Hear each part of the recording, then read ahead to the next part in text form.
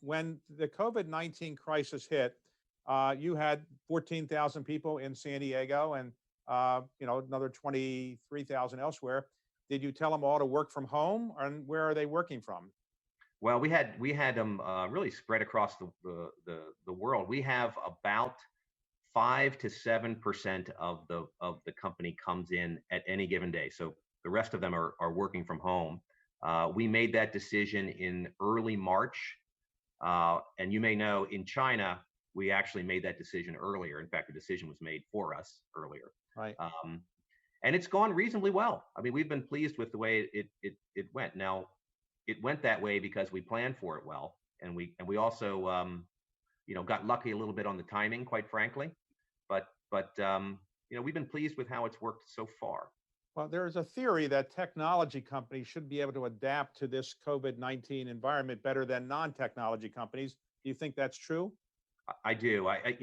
Particularly for some of us who I would say we eat our own dog food, essentially, which is we use the technology that we produce earlier than perhaps the rest of the economy.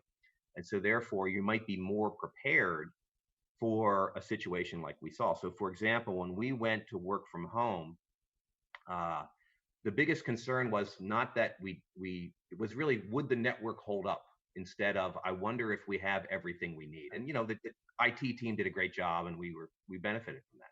So now you have your 14,000 people in San Diego.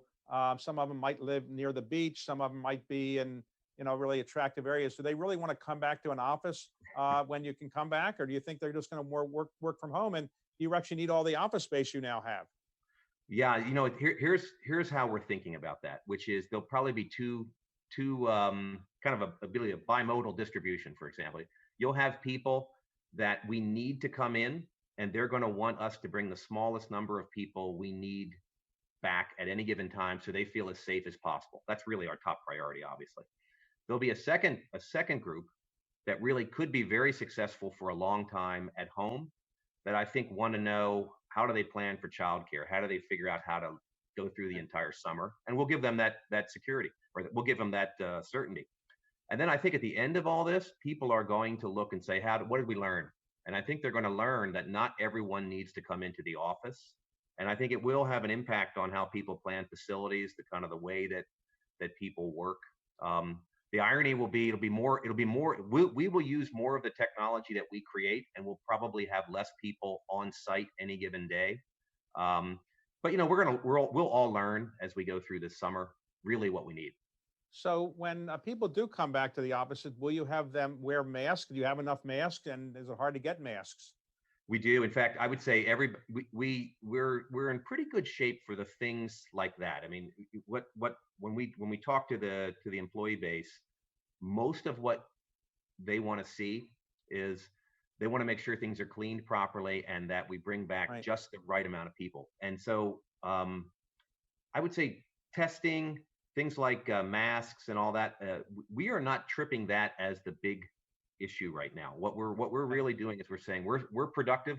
We can come back very gradually, which I think is the right thing for our company, probably the right thing for the communities that we live in as well. So have you thought of building any smart masks? Are we using your technology for smart masks? You haven't done that yet, right? We haven't, but I'll tell you, smart thermometers, smart doors, no touch locks, all of that stuff is going to be the way that people are going to feel comfortable about coming back.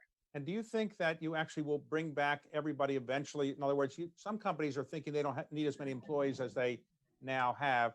Do you have any thoughts on that? Well, we think we're going to continue to grow in the amount of employees that we need, because the technologies, we still have a lot of confidence in that they're going to be meaningful in the market. But the way we work, we may have more people out of the office, but still productive remotely. But I think that's going to be the way a lot of the tech companies work.